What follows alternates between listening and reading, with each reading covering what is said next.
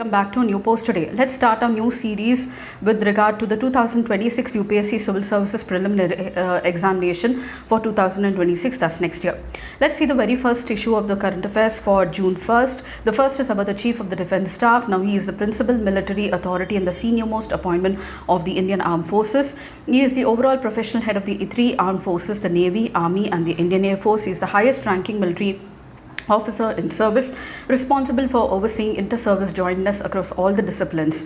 He primarily operates as primus inter pares, first among the equals, and he functions as the permanent chairman of the Defence Staff. He is appointed by the President on the recommendations of the Appointments Committee of the Cabinet. He does not have a fixed term, and the first holder is Bipin Rawat. This is a newly created office in 2020. He is a member of the Chief of the Staff Committee, a permanent chairman of it, Defence Acquisition Committee, Council, Department of Military Affairs, Nuclear Security Council, Nuclear Command Authority.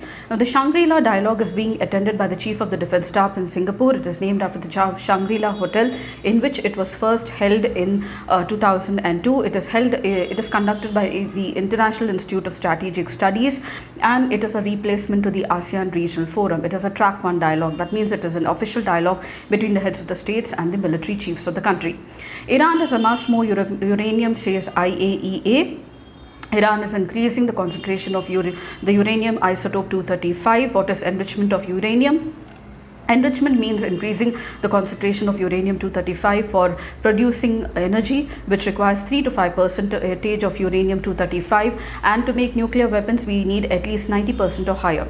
IAEA has accused Iran of enriching more than 60% of uranium-235. Natural uranium is a mixture of isotopes, primarily uranium-238 and 235. Enriched uranium is a product of increasing the proportion of uranium-235. It is done by gas diffusion or gas centrifugation. We use the centrifugation technology in producing of nuclear power. IAEA is an international organization, intergovernmental organization under the United Nations.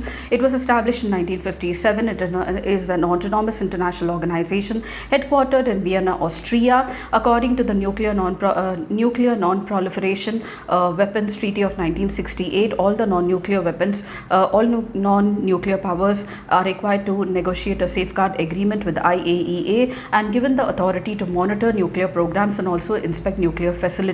India allows IAEA to do this. What is the meaning of illegal migrants? That's the last one for today. Illegal migrants are identified under the Foreigners Act of 1946 in India.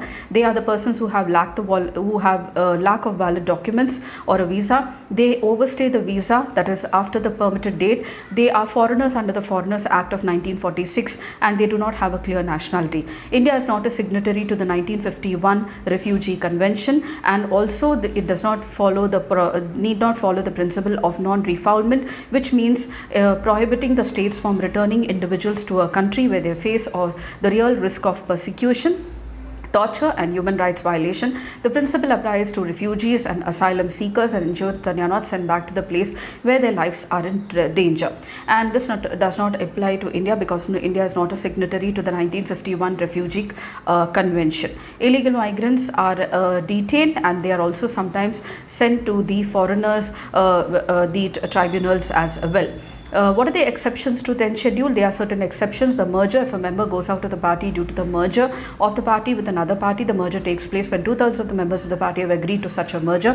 Apart from that, a presiding officer. If a member, after becoming presiding officer, resigns from the party, he is not subject to disqualification under 10th schedule and voluntarily gives up the membership of his party or rejoins it after he ceases to hold office are the two exceptions under 10th schedule of the Constitution.